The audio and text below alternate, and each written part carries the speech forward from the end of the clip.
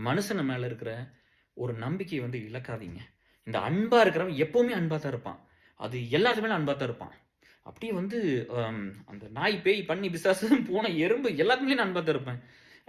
அப்படி இருந்தனால தான் நம்மளால ரெடி ஆக முடியும். நம்ம உடைஞ்சும் போவோம், நம்ம ரெடியும் ஆயிருவோம். சரியா? யாருக்கெல்லாம் இது வராது அப்படின்னா, யாரெல்லாம் பீப்பிளோடலாம் எமோஷனலா இல்ல, கனெக்டடா இல்ல, அன்பா இல்ல, அன்பா இருக்கிற மாரி நடிப்பாங்க டிஎஸ். எல்லாம் பாசமா இருக்கிற மாரி நடிப்பாங்க. புரியுதா?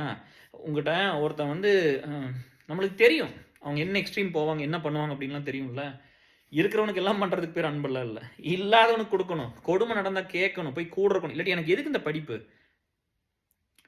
என்னைக்கு இருந்தாலும் சாகப் போற உடம்பு தான் இது. சரியா? இது ஒண்ணும் பெருசா 10,000 வருஷம் வாழ்ந்து கோட்டையில கொடி நடுற ஒரு இதெல்லாம் கிடையாது. அதனால அது பிரச்சனை இல்ல. எங்கேயாவது கொடுமை நடந்தா கண்டிப்பா கேட்பேன். கண்டிப்பா ஒர்க் பண்ணுவோம். கண்டிப்பா கொண்டு வந்து சேர்த்துவோம். சரியா? எல்லாத்துக்கும் கொண்டு வந்து சேர்த்துவோம். நான் அதனால தான் சொல்றேன். இப்ப என்னன்னா, இப்ப யாராவது வந்து வந்து இந்த செலிபிரிட்டி சைடு போறத கொஞ்சம் குறைங்க.